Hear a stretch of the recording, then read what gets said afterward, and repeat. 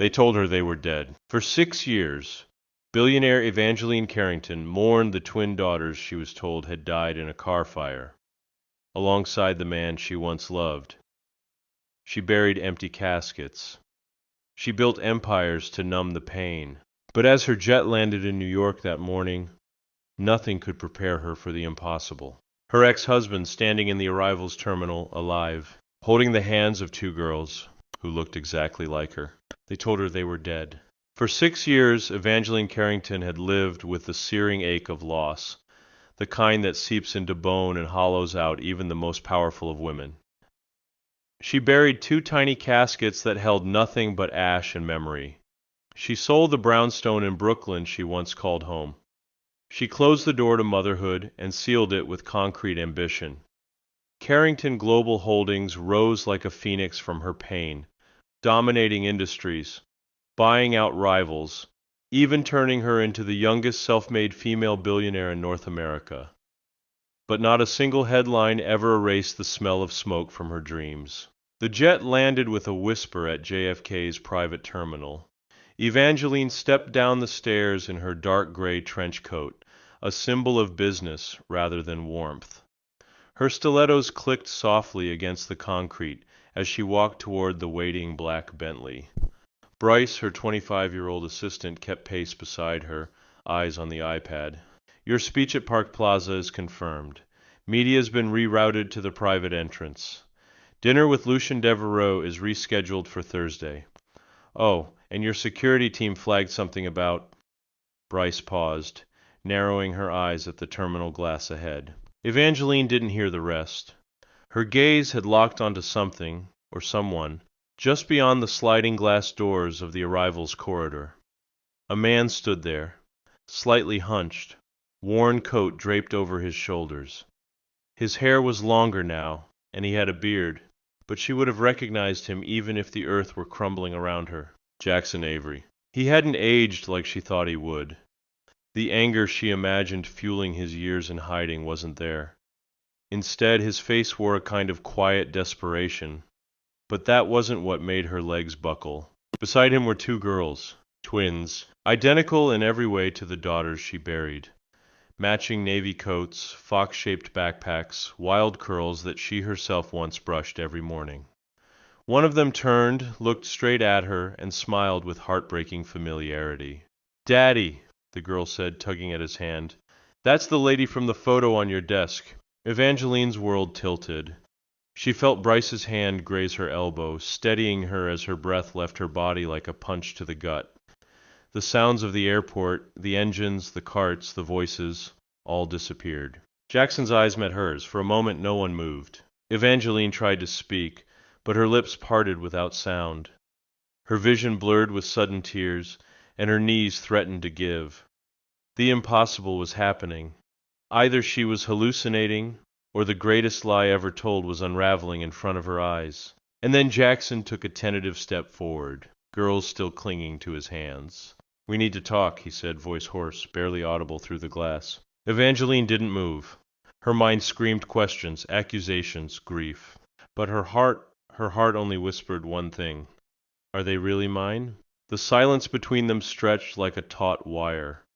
Evangeline stood frozen just inside the terminal, while Jackson and the two girls remained on the other side of the glass doors, as if separated by time itself. One of the twins waved shyly. The other simply stared at her with eyes so achingly familiar it made Evangeline's throat close. She had seen those eyes in dreams, in memories, in the mirror. Security didn't know what to do. Bryce started to say something, but Evangeline raised a trembling hand. She slowly stepped forward, the doors parting with a soft hiss, and walked into the waiting area. For a second, her breath hitched again, like her lungs had forgotten how to function. She could smell them: soap, graham crackers, the vague scent of travel and childhood. Jackson looked older, not broken, but weathered. His once proud stance had softened, replaced by the posture of someone who had carried something unbearable for too long. The girls flanked him like tiny bookends, their little fingers gripping his hands tightly, unsure whether this moment was dangerous or magical. I don't understand, Evangeline whispered, her voice barely audible. They told me you were dead. Jackson's jaw flexed, and a flash of guilt shot through his eyes. I know. Her gaze snapped to the girls again, and now she couldn't stop the tears. Her hand hovered just inches from their faces, afraid to touch what might still vanish. One of them, the braver of the two, stepped forward and reached up, placing a small, warm palm on Evangeline's cheek. "Are you the lady in the music box?" she asked. Evangeline blinked, stunned. "What?" "We have a music box. It plays a song and there's a picture inside. Of you. You're smiling." Daddy says it was Mommy's favorite song. A sob escaped Evangeline's throat. Her knees buckled, and Jackson moved instinctively, catching her before she collapsed. The girls looked scared, but she quickly steadied herself, brushing away the tears. "I want answers," she said, voice cracking. "Now." Jackson gave a small nod. "I never meant for it to go this far. I thought I was protecting them. From something worse. From your father. From everything that came after the trial." Evangeline's heart dropped. The memories came flooding back. Her father, Charles Carrington, had never wanted her to marry Jackson. When the custody case spiraled after their separation, Charles had pulled every string, painted Jackson as unfit, dangerous. Then there was the fire, the crash, the so-called identification of the bodies. She remembered the investigators, the closed casket funerals, the media silence Charles demanded in the name of dignity. "You faked your deaths," she whispered. "You let me believe they were dead." "I ran," Jackson said quietly, "because I found out what your father planned to do. He wasn't going to let me have custody, and he wasn't going to let you have the girls either. I overheard one of his men talking about moving them abroad. Permanent separation. Cleaner for the family name. I panicked. The car crash. It was real. But we survived. Barely. I took the chance to disappear. I didn't know how to tell you. I didn't think I could. I thought he was watching you too." Evangeline shook her head, overwhelmed. "You thought you were protecting them, but you destroyed me?" Jackson knelt in front of the girls. "I told them you were gone because of something I did. That it was my fault you couldn't be with them. I thought it would keep them safe." One of the twins looked up at her. "Are you mad at Daddy?" Evangeline knelt too, slowly, her expensive coat pooling on the floor. She looked into both their faces, these tiny mirrors of herself. "I don't know yet," she said honestly. "But I'm not mad at you." She reached out carefully, arms open but not forcing, and both girls, without hesitation, stepped into them. Evangeline closed her eyes and held them close, breathing in 6 stolen years. Behind her, Bryce stood motionless, jaw slack, the iPad forgotten in her hands. The airport world kept moving. Planes landed, engines roared, people rushed around them. But in that moment, time had finally started again, for all of them. Evangeline sat motionless in the back seat of the Bentley, her arms wrapped tightly around both girls who had dozed off, their heads resting against her shoulders. Ivy had fallen asleep with her thumb in her mouth, while Isla clutched the corner of Evangeline's coat like a lifeline. The rhythmic sound of the city passing by outside the tinted windows blurred against the chaos in her mind. Everything inside her was burning: grief, confusion, rage, and something dangerous. Hope. Jackson sat across from her, silent, his hands clenched tightly in his lap. His eyes never left the girls.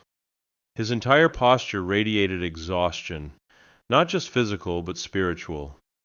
They hadn't spoken since the car left the airport. Evangeline had insisted the driver take them to her penthouse, ignoring the open-mouthed stare Bryce had given her. This wasn't about business anymore.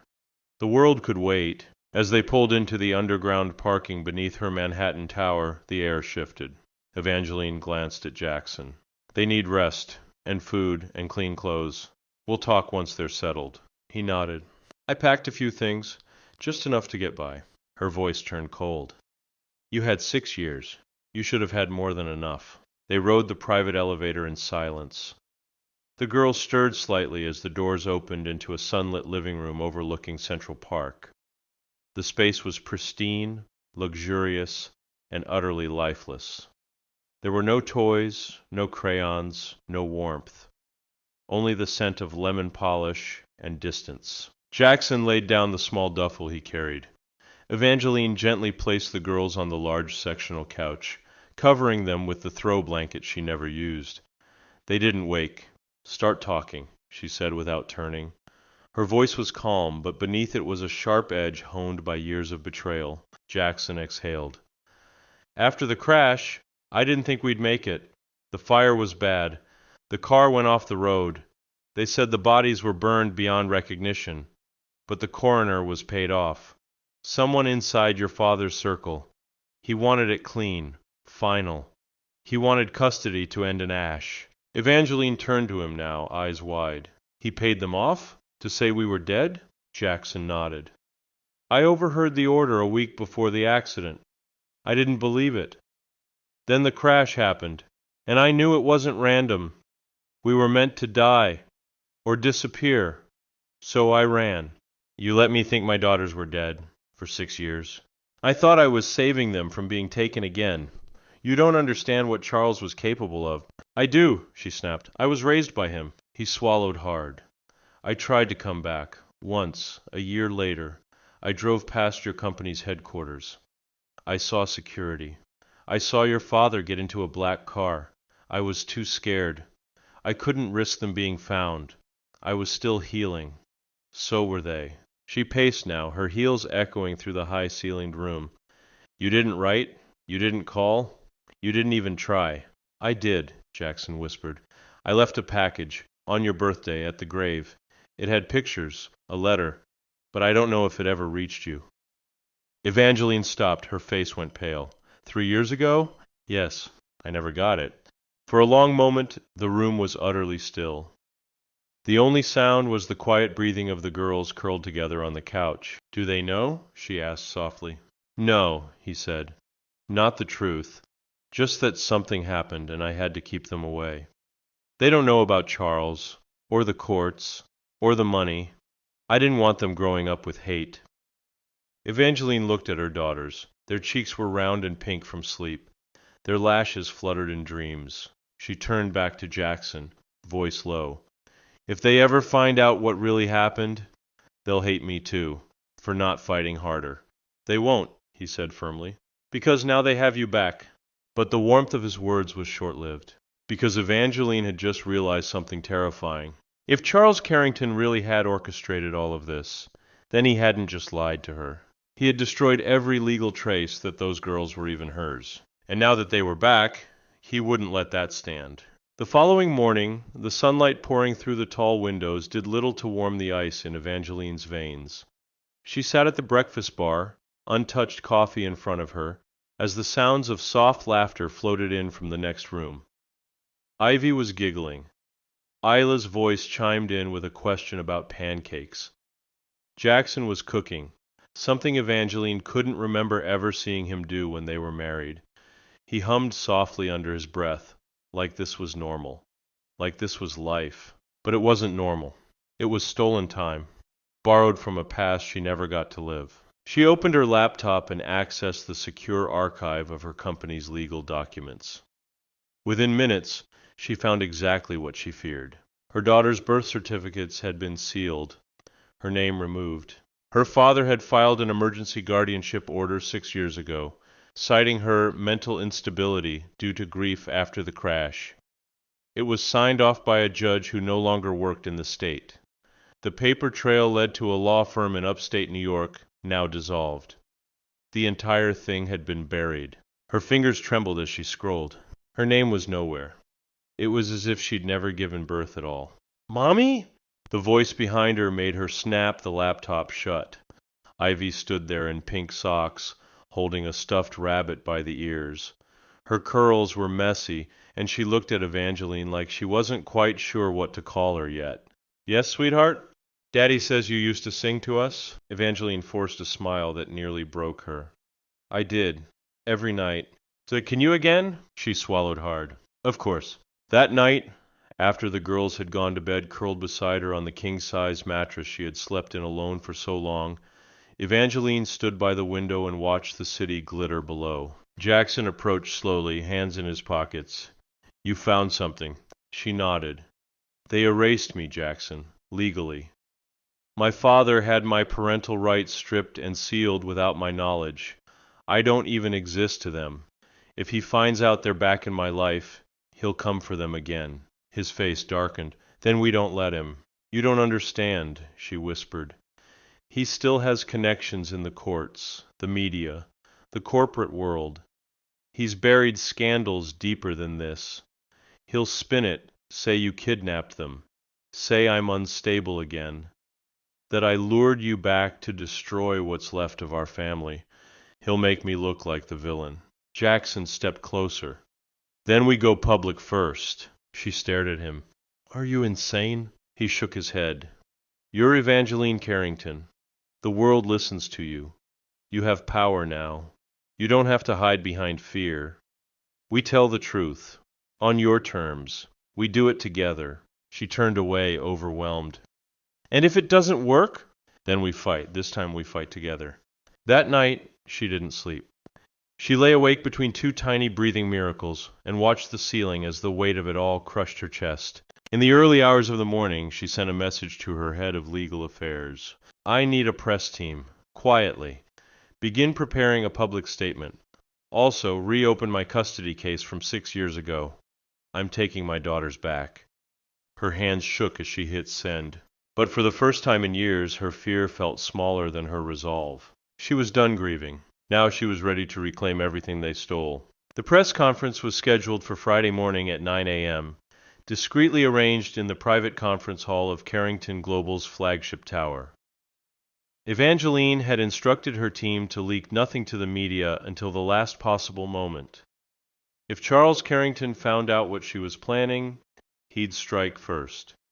And he wouldn't hesitate to weaponize the very media empire his money had helped build. By Wednesday afternoon, her legal team had uncovered even more damning details.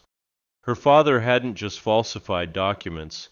He had used a now-retired judge, 4 shell companies, and a medical report fabricated by a psychiatrist on his personal payroll to declare her unfit for motherhood due to trauma-induced disassociation.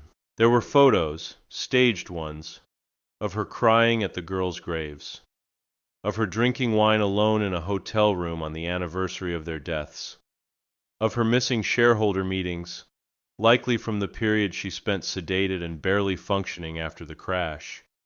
All of it used to paint a narrative she hadn't even known existed. She was horrified, and she was furious. Jackson had stayed silent throughout most of the discovery process, only breaking his composure when he saw a surveillance photo of himself carrying the twins through a snow-covered bus station. It was dated 4 months after the crash. They were watching us even then, he muttered. I wasn't paranoid. I was being hunted.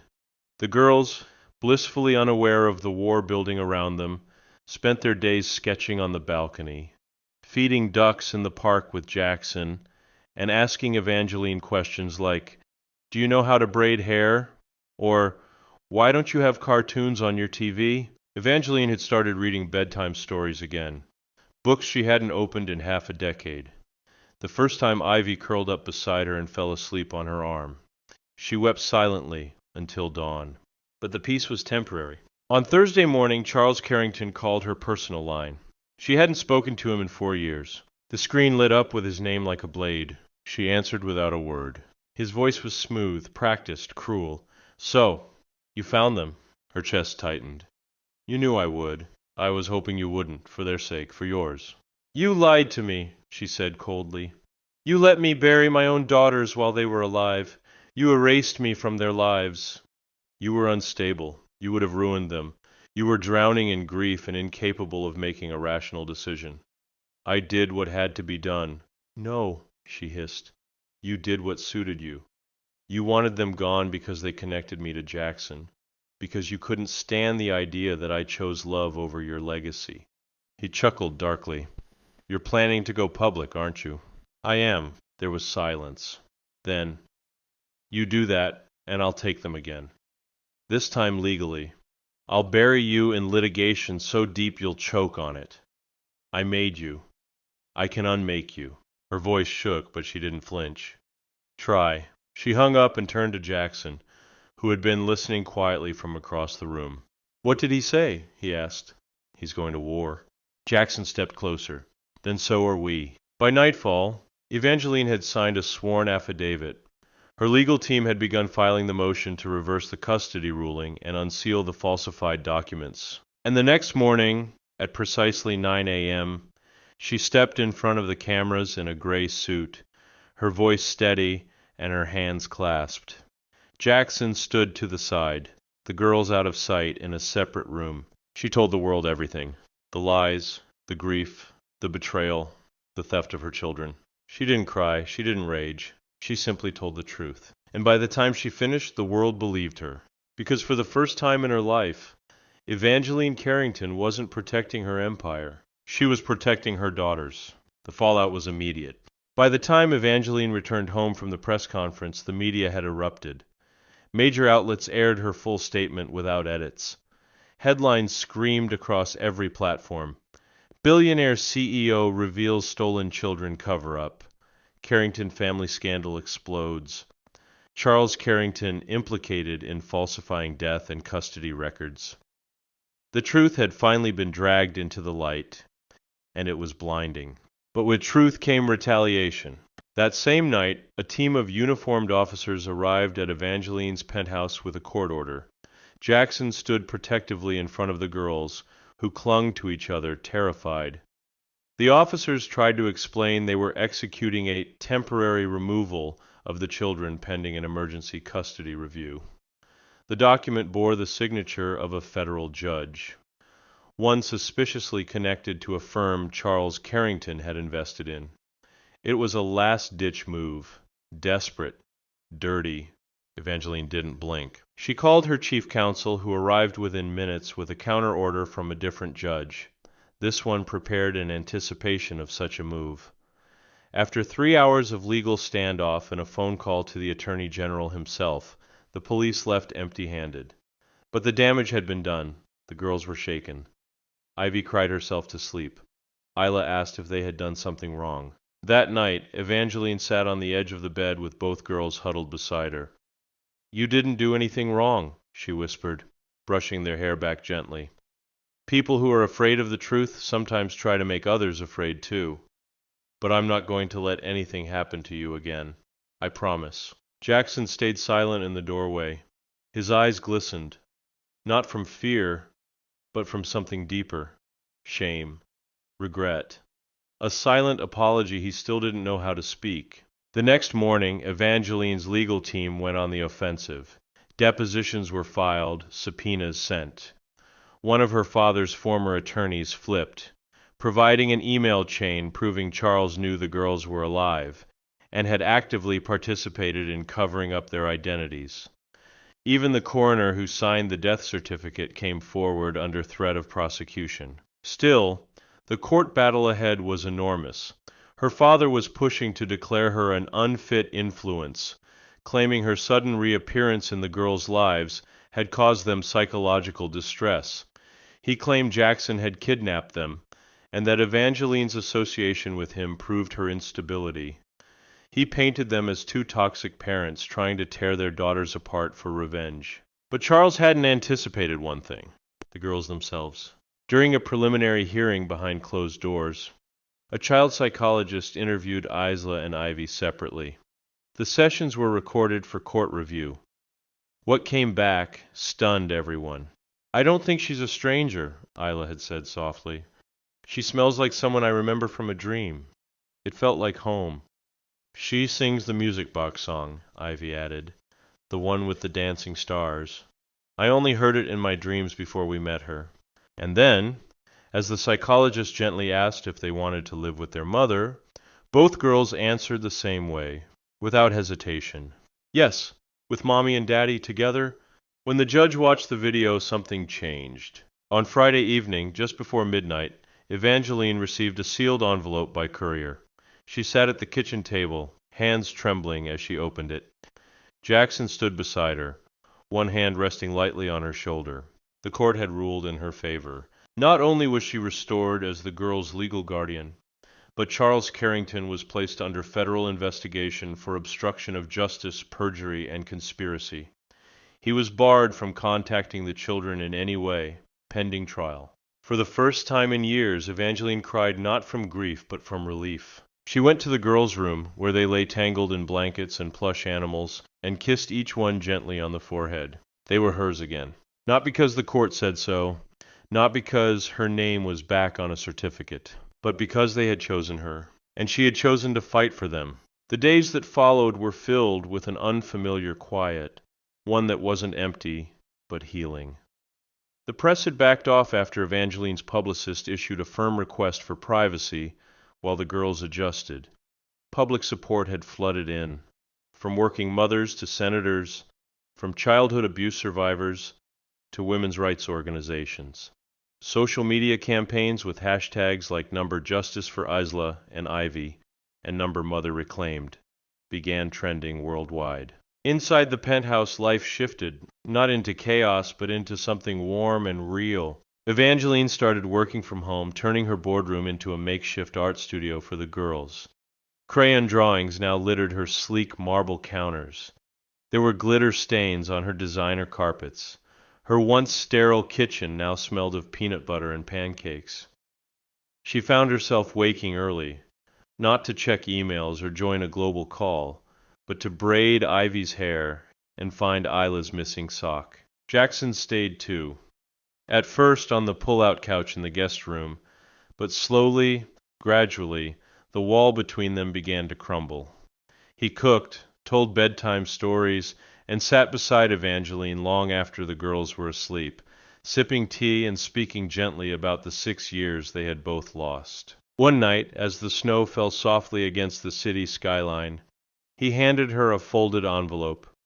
Inside was a photograph, one she had never seen. It showed him holding the twins as babies, sitting in a motel room, both girls swaddled in mismatched blankets. He looked exhausted, but he was smiling. There were tears in his eyes. "I took this the night we almost didn't make it," he said. "I had $30 left. They hadn't eaten in a day.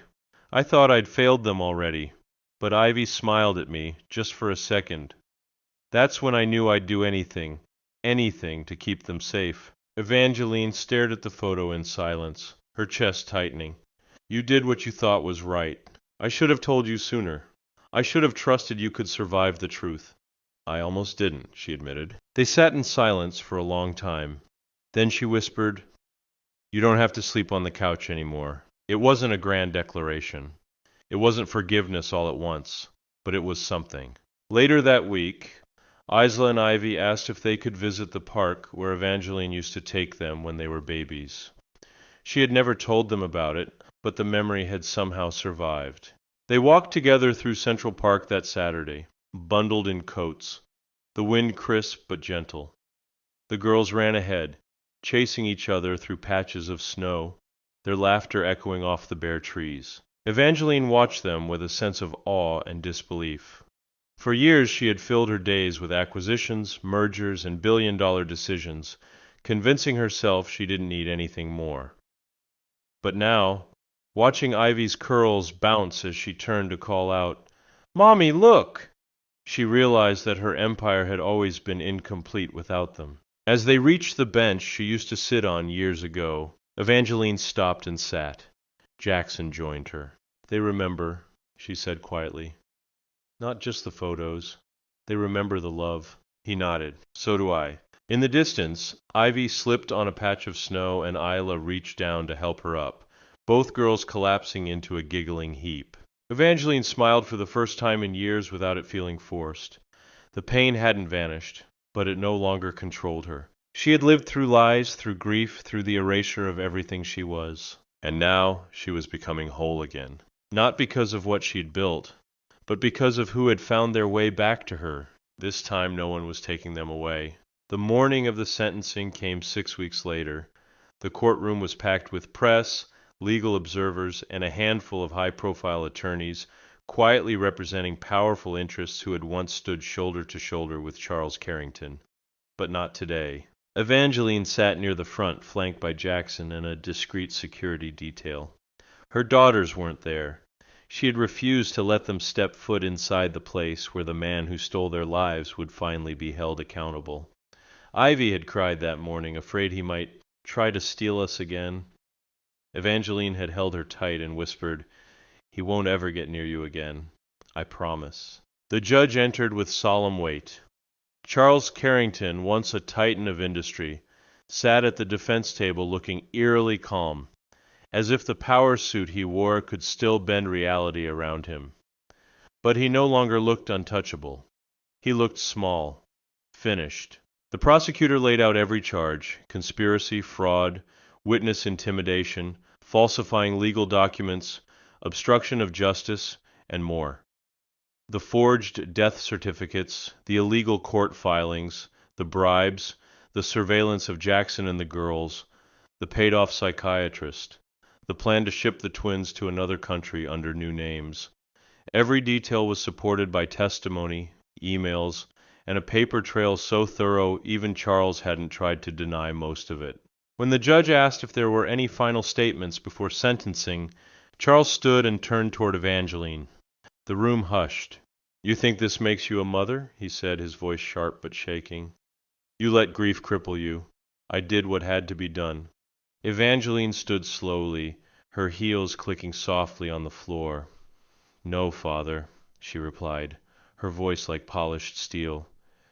"You did what made you feel powerful, but a real parent doesn't destroy their child to protect their legacy.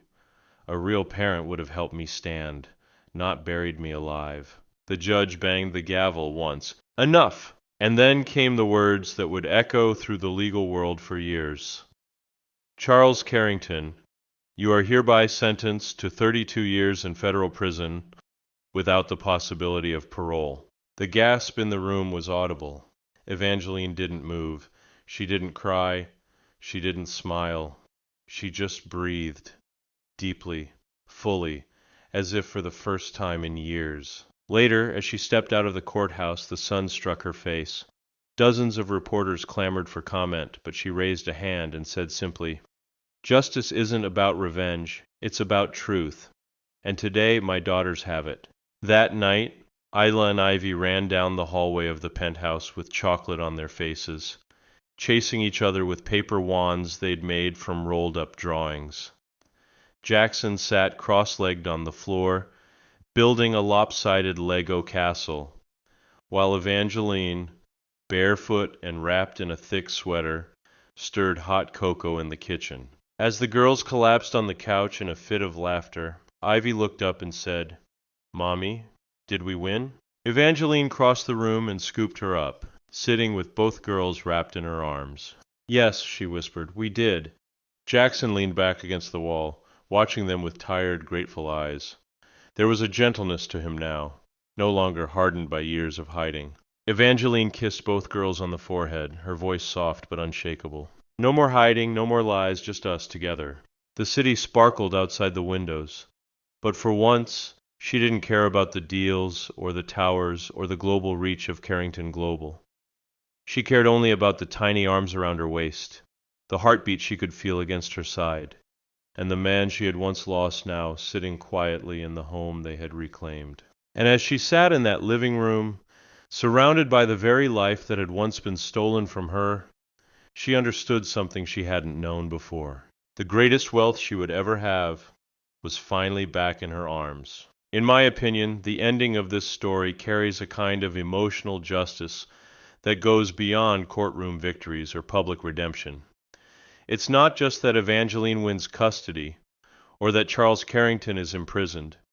It's that the emotional fractures within her, the pieces of a life shattered by betrayal and grief, are finally allowed to heal through truth, connection, and love. What makes the finale powerful is its quietness.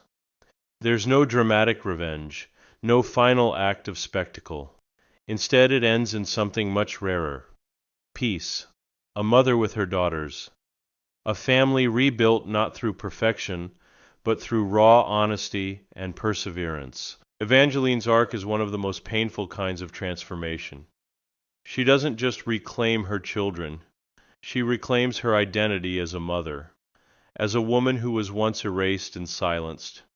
The fact that she does so not with bitterness, but with grace and protection speaks volumes about the strength she earned in her suffering. And in that last scene, with hot cocoa, messy drawings, and laughter, it's not about the billionaire anymore. It's about a woman who finally got her life back.